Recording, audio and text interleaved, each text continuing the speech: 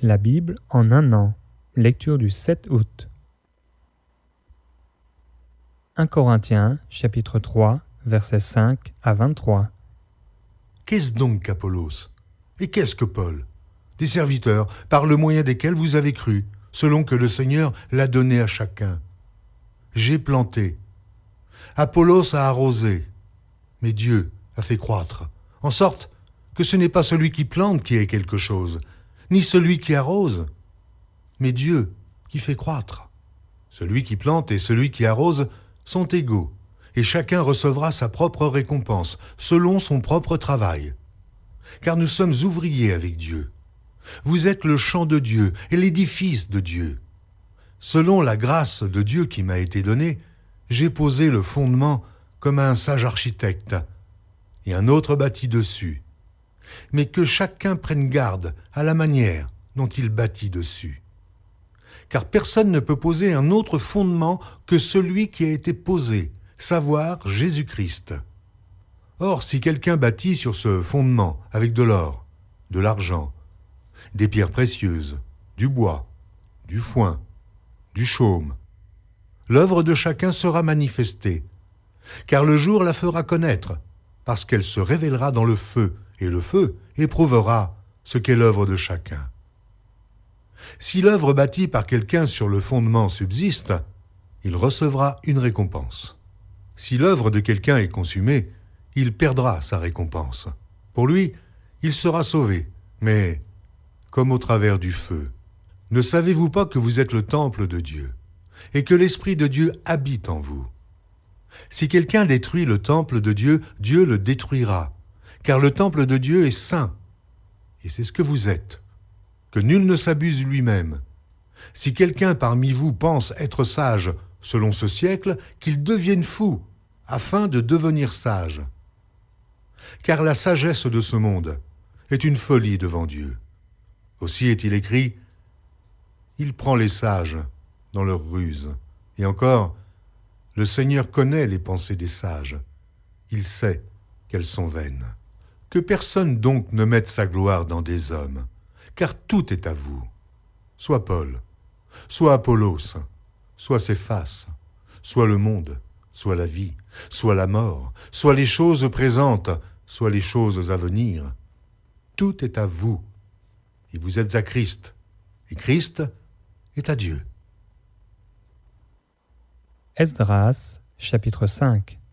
Agé, le prophète, et Zacharie, fils d'Iddo, le prophète, prophétisèrent aux Juifs qui étaient en Juda et à Jérusalem au nom du Dieu d'Israël. Alors Zorobabel, fils de Shealtiel, et Josué, fils de Jotsadak, se levèrent et commencèrent à bâtir la maison de Dieu à Jérusalem. Et avec eux étaient les prophètes de Dieu qui les assistaient. Dans ce même temps, Tatnaï, gouverneur de ce côté du fleuve, Shethar-Boznaï et leurs collègues, vinrent auprès d'eux et leur parlèrent ainsi. Qui vous a donné l'autorisation de bâtir cette maison et de relever ses murs? Ils leur dirent encore, quels sont les noms des hommes qui construisent cet édifice? Mais l'œil de Dieu veillait sur les anciens des Juifs, et on laissa continuer les travaux pendant l'envoi d'un rapport à Darius et jusqu'à la réception d'une lettre sur cet objet. Copie de la lettre envoyée au roi Darius par Tatnaï, gouverneur de ce côté du fleuve. Shethar-Boznaï et leurs collègues d'Apharzak, demeurant de ce côté du fleuve. Ils lui adressèrent un rapport ainsi conçu. « Ô roi Darius, salut! Que le roi sache que nous sommes allés dans la province de Juda, à la maison du grand Dieu. Elle se construit en pierre de taille, et le bois se pose dans les murs. Le travail marche rapidement et réussit entre leurs mains. Nous avons interrogé les anciens, et nous leur avons ainsi parlé. Qui vous a donné l'autorisation de bâtir cette maison et de relever ses murs? Nous leur avons aussi demandé leurs noms pour te les faire connaître, et nous avons mis par écrit les noms des hommes qui sont à leur tête. Voici la réponse qu'ils nous ont faite. Nous sommes les serviteurs du Dieu des cieux et de la terre, et nous rebâtissons la maison qui avait été construite il y a bien des années. Un grand roi d'Israël l'avait bâtie et achevée. Mais après que nos pères eurent irrité le Dieu des cieux, il les livra entre les mains de Nebuchadnezzar, roi de Babylone, le Chaldéen, qui détruisit cette maison et emmena le peuple captif à Babylone. Toutefois, la première année de Cyrus, roi de Babylone, le roi Cyrus donna l'ordre de rebâtir cette maison de Dieu. Et même le roi Cyrus ôta du temple de Babylone les ustensiles d'or et d'argent de la maison de Dieu que Nebuchadnezzar avait enlevés du temple de Jérusalem et transportés dans le temple de Babylone. Il les fit remettre au nommé Sheshbatsar, qu'il établit gouverneur, et il lui dit « Prends ces ustensiles, va les déposer dans le temple de Jérusalem et que la maison de Dieu soit rebâtie sur le lieu où elle était. » Ce Sheshbatsar est donc venu, et il a posé les fondements de la maison de Dieu à Jérusalem. Depuis lors jusqu'à présent, elle se construit, et elle n'est pas achevée. Maintenant, si le roi le trouve bon, que l'on fasse des recherches dans la maison des trésors du roi à Babylone, pour voir s'il y a eu de la part du roi Cyrus un ordre donné pour la construction de cette maison de Dieu à Jérusalem. Puis, que le roi nous transmette sa volonté sur cet objet. Esdras, chapitre 6. Alors le roi Darius donna ordre de faire des recherches dans la maison des archives où l'on déposait les trésors à Babylone. Et l'on trouva à Achmeta, capitale de la province de Médie, un rouleau sur lequel était écrit le mémoire suivant. La première année du roi Cyrus, le roi Cyrus a donné cet ordre au sujet de la maison de Dieu à Jérusalem, que la maison soit rebâtie pour être un lieu où l'on offre des sacrifices et qu'elle ait des solides fondements. Elle aura 60 coudées de hauteur, 60 coudées de largeur, 3 rangées de pierres de taille et 1 rangée de bois neuf. Les frais seront payés par la maison du roi. De plus, les ustensiles d'or et d'argent de la maison de Dieu que Nebuchadnezzar avait enlevés du temple de Jérusalem et transportés à Babylone seront rendus, transportés au temple de Jérusalem à la place où ils étaient et déposés dans la maison de Dieu. Maintenant, Tatnaï, gouverneur de l'autre côté du fleuve, Shethar-Boznaï et vos collègues d'Apharzak, qui demeuraient de l'autre côté du fleuve, tenez-vous loin de ce lieu. Laissez continuer les travaux de cette maison de Dieu. Que le gouverneur des Juifs et les anciens des Juifs la rebâtissent sur l'emplacement qu'elle occupait. Voici l'ordre que je donne touchant ce que vous aurez à faire à l'égard de ces anciens des Juifs pour la construction de cette maison de Dieu.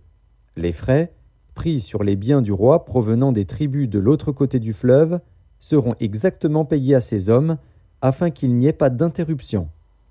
Les choses nécessaires pour les holocaustes du Dieu des cieux, jeunes taureaux, béliers et agneaux, froment, sel, vin et huile, seront livrés, sur leur demande, aux sacrificateurs de Jérusalem, jour par jour et sans manquer, afin qu'ils offrent des sacrifices de bonne odeur au Dieu des cieux et qu'ils prient pour la vie du roi et de ses fils. Et voici l'ordre que je donne touchant quiconque transgressera cette parole. On arrachera de sa maison une pièce de bois, on la dressera pour qu'il y soit attaché, et l'on fera de sa maison un tas d'immondices. Que le Dieu qui fait résider en ce lieu son nom renverse tout roi et tout peuple qui étendrait la main pour transgresser ma parole, pour détruire cette maison de Dieu à Jérusalem. Moi, Darius, j'ai donné cet ordre, qu'il soit ponctuellement exécuté. Tatnaï, gouverneur de ce côté du fleuve, Shethar-Boznaï et leurs collègues se conformèrent ponctuellement à cet ordre que leur envoya le roi Darius. Et les anciens des Juifs bâtirent avec succès, selon les prophéties d'Agé, le prophète, et de Zacharie, fils d'Iddo, ils bâtirent et achevèrent, d'après l'ordre du Dieu d'Israël et d'après l'ordre de Cyrus, de Darius et d'Artaxercès, roi de Perse. La maison fut achevée le 3e jour du mois d'Adar, dans la 6e année du règne du roi Darius. Les enfants d'Israël, les sacrificateurs et les Lévites, et le reste des fils de la captivité firent avec joie la dédicace de cette maison de Dieu.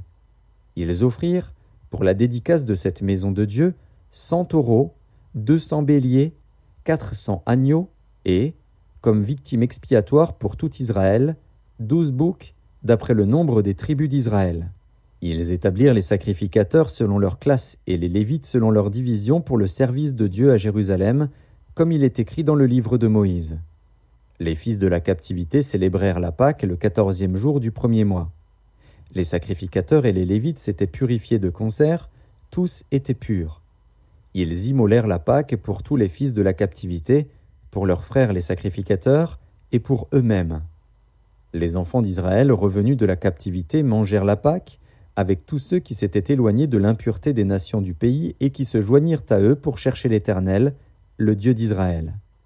Ils célébrèrent avec joie pendant 7 jours la fête des pains sans levain, car l'Éternel les avait réjouis en disposant le roi d'Assyrie à les soutenir dans l'œuvre de la maison de Dieu, du Dieu d'Israël.